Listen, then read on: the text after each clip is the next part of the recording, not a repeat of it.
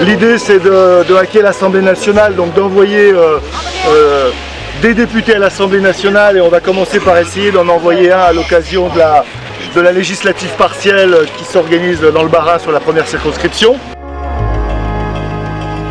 Là, il n'y a pas de direction de parti, tout est à plat, horizontal.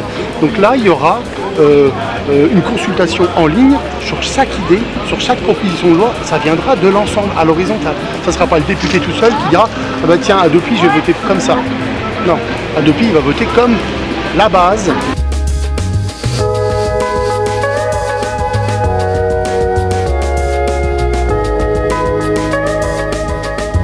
On a mis sur la plateforme Facebook, on a mis une offre d'emploi de députés. Au final, on a aujourd'hui 16 personnes qui se sont portées volontaires pour participer à ce tirage au sort.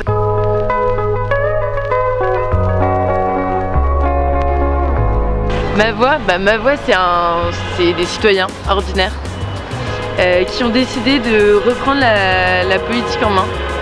Et qui se sont dit c'est plus possible, la politique nous échappe, en tant que citoyen on a le droit de reprendre en main les choses et du coup on va hacker l'Assemblée nationale.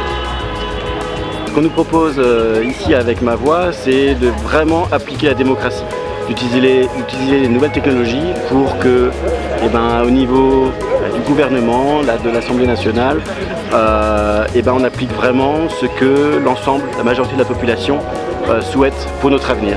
Moi le mouvement me touche dans le sens où je me reconnais aussi dans ce qui se dit, dans les revendications des personnes présentes ici, dans leur demande de réorganiser le mode de fonctionnement de l'élection d'un député et le mode de décision aussi que ce député prend à l'Assemblée nationale.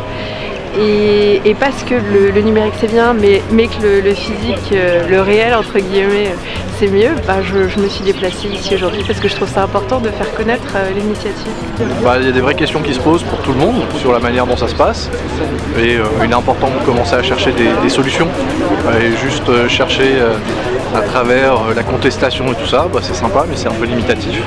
Donc la recherche et la mise en place de nouveaux outils est une voie intéressante. Ouais, et j'ai envie en fait d'inventer une autre manière d'être citoyenne au quotidien et que ça ait un impact durable. Je suis là parce que j'ai été piquée par le virus de l'enthousiasme de toutes ces personnes qui sont engagées, qui travaillent dans le secteur social et solidaire.